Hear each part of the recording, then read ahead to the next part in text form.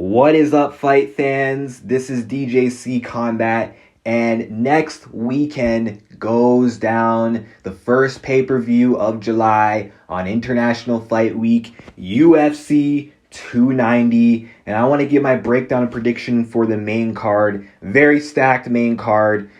International Fight Week is always delivering some bangers. I mean, look at all these fights. You got Volkanovski versus Yair, the main event, and then the co-main, the flyweight championship, and the trilogy between Brandon Moreno and Alejandre Pantoja. Robert Whittaker is back, takes on Dricus Duplessis. You got Turner versus Hooker, and Nickal versus Tresean Gore.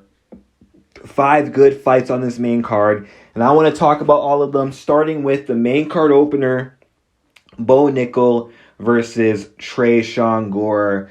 Like I said for my UFC 285 prediction video, the UFC, they know what they're doing, and they're giving Nickal the right kind of opponents, the right caliber opponents to build him up slowly.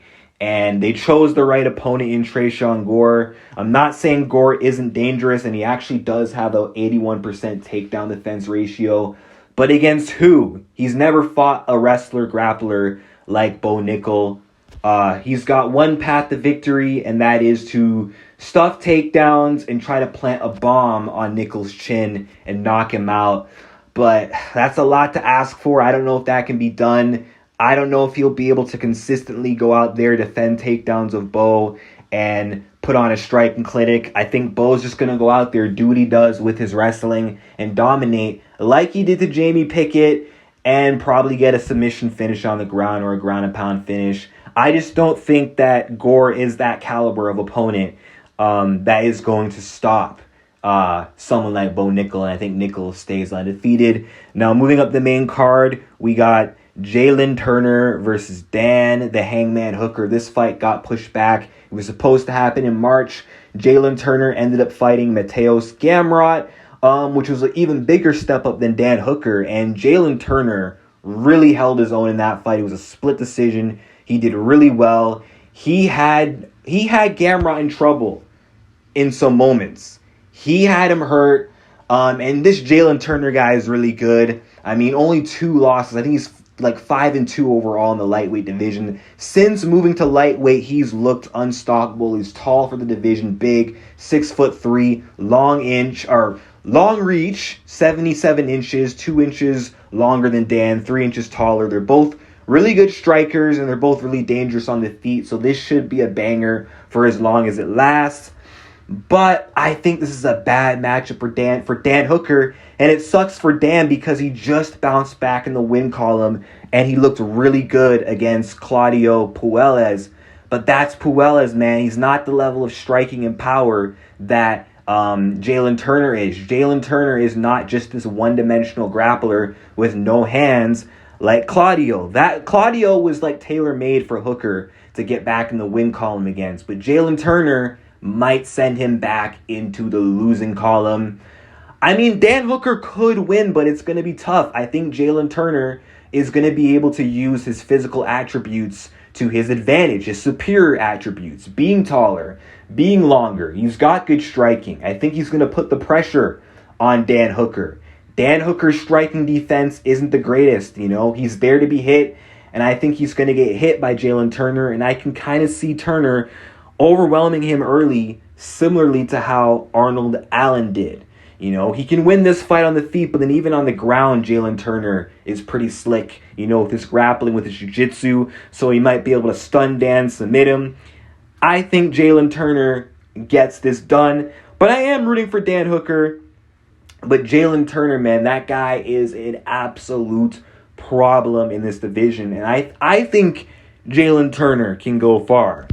All right, now, moving up into the feature fight, Robert the Reaper Whittaker versus Dricus Still Knox Duplessis. We got Dricus Duplessis, who's I think 5-0 in the UFC, 7-fight win streak, but 5-0 against who? Brad Tavares, a guy that Robert Whittaker knocked out in the first few seconds of the first round. I mean, he's beaten Darren Till. But that was Robert's leftovers. Robert beat a better version of Darren Till. Trevin Giles, okay. Derek Brunson, they do actually have a lot of common opponents, but the caliber of opponents that Dricus has fought, they're not on the level of Robert the Reaper Whittaker, man. Robert Whittaker, if Israel Adesanya doesn't exist, Robert Whittaker is the dominant champion of the middleweight division. He's proven that time and time again. The only guy in this division who's shown to be able to deal with Robert Whittaker, to actually neutralize him, someone who can dominate him, outpoint him, is Israel Adesanya. Adesanya has his number. But even Robert Whittaker held his own against Israel in that rematch. A lot of people would argue that he defeated Israel in that rematch. He bounced back. He destroyed Martin Vettori. And before then, he put a clinic on Jared Cannonier. You know, I feel like he's fought and beat a lot of better names than Dricus. He's got a better strength of schedule. And stylistically, man, I think he's better than Dricus. Dricus is a good grappler with also good brawling and power on the feet.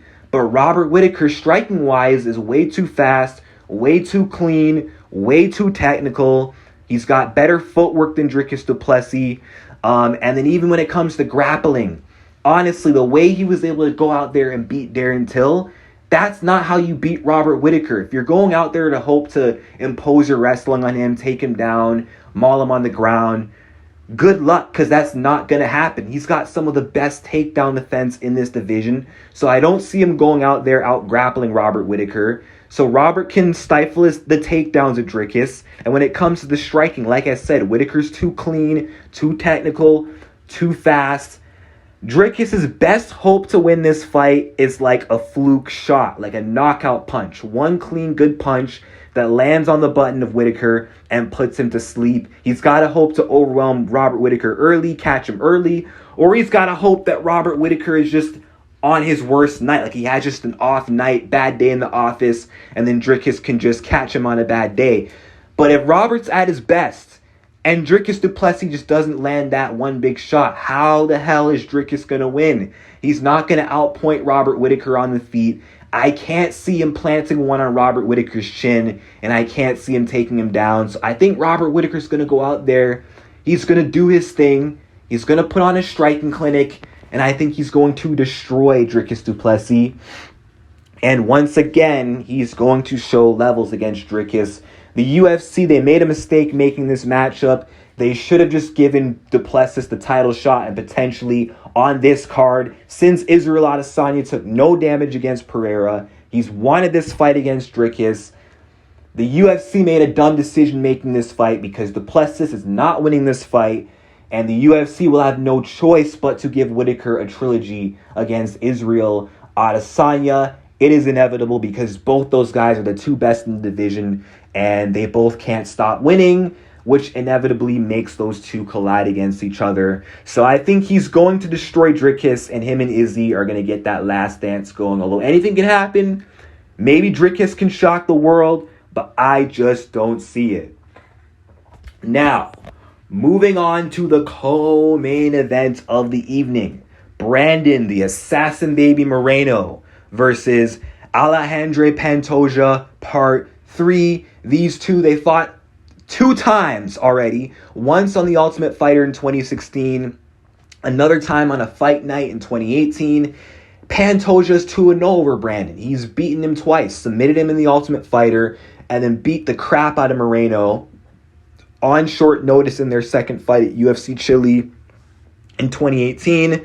But keyword, short notice. That second fight was short notice. And Brandon was still green in the time they made that second fight. It was short notice. Moreno was still young. Moreno at the time was losing to Sergio Pettis. You know what I mean? And again, Moreno on tough. He was so young, so much different both those times. Brandon has just gotten so much better. He's a different animal nowadays, and he's so hard to beat. You know, 2-time flyweight champion. Although, don't get me wrong, Pantoja is the dark horse of this division. Pantoja has also gotten better, and he is a bad matchup for Brandon Moreno. He is a stylistic, hard fight for him. Hardest fight for Moreno in the division, hence why he's beaten him twice. You could argue he has Moreno's number. He's like Brandon Moreno's boogeyman. So obviously it's not out of the realm of possibility that he goes out there and beats him a third time. But I just think the improvements of Moreno are going to stand out a little bit more. I think Brandon Moreno is well-rounded enough to cancel out Pantoja's biggest strength, which is Pantoja's grappling ability. Brandon Moreno has really good takedown defense, but then even if they hit the mat, Moreno's anti-jiu-jitsu is really good. He's really good defensively off his back. He could take Pantoja down and dominate on top and be safe. Brandon's hard to submit, you know what I mean? And then on the feet, Pantoja is an effective brawler and he hits really hard, but we've seen Moreno share the cage with Figueiredo 4 times, one of the biggest powerhouses in the flyweight division. He handled that power. He handled Kai Kara-France's power. But also his striking defense has improved. So he's durable enough to handle Pantoja's power, but he's also technical enough, I believe, to outdo Pantoja on the feet. He's got better boxing. His kicks are better. His combos are a lot better. His output is a lot better.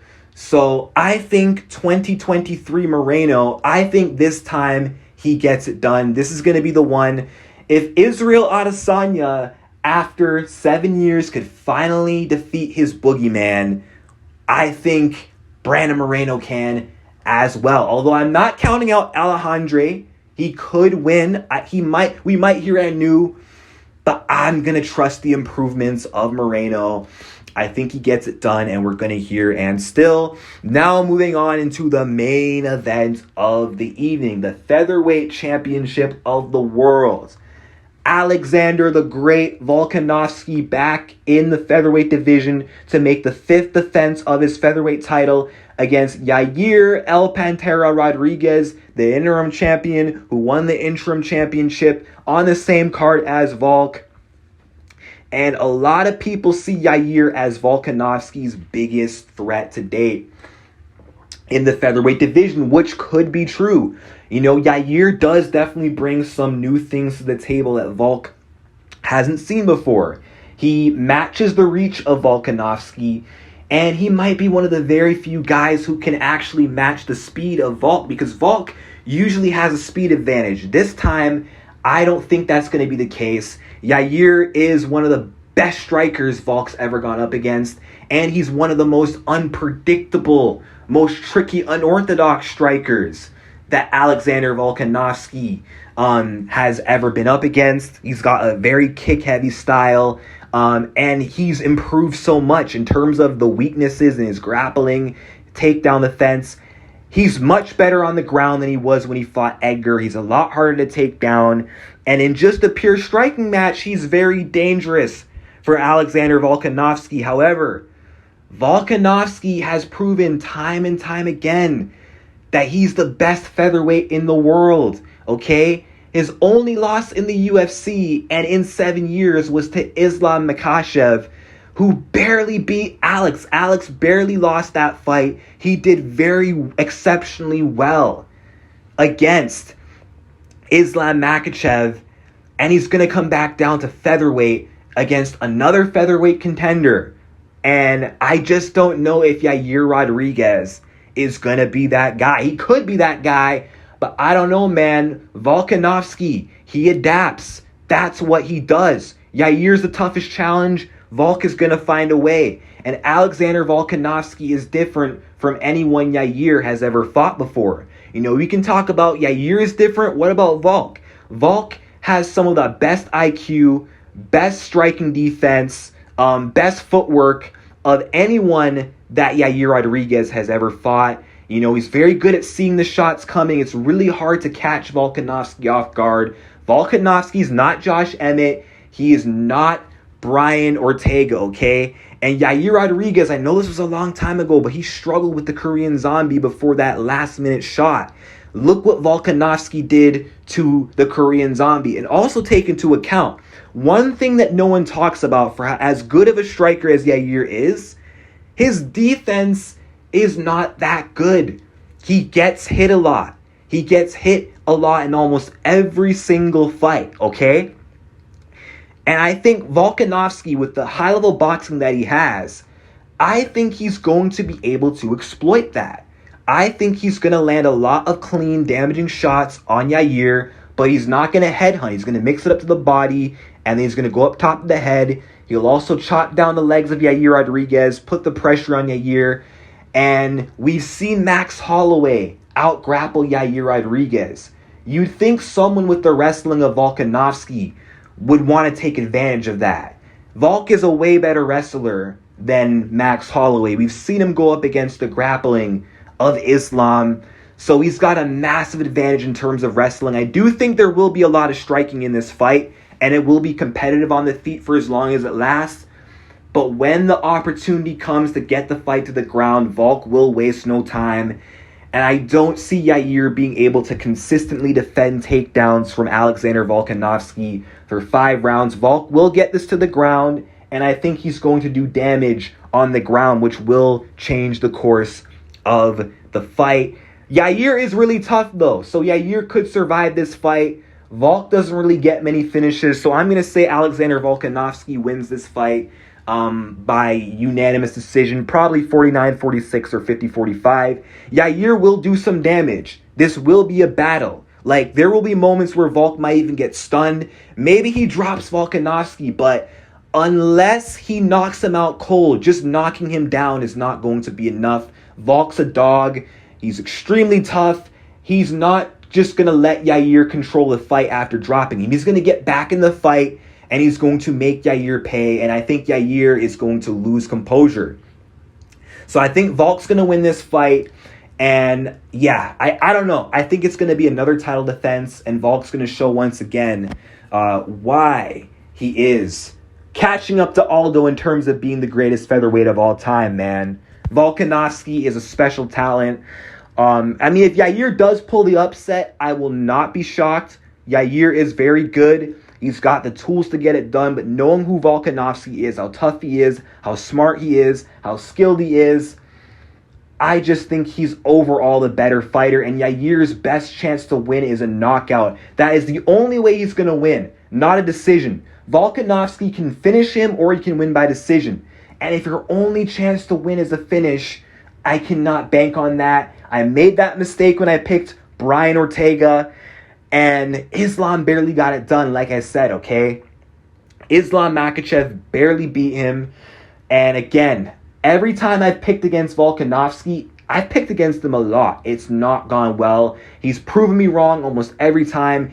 Even though I was right about Islam, I was barely right. So I see him winning this fight against Rodriguez. It'll be a good fight. It'll be a fun fight. But Volk is Volk, and I think we're going to hear and still. And then we're going to get Volkanovski versus Topuria next.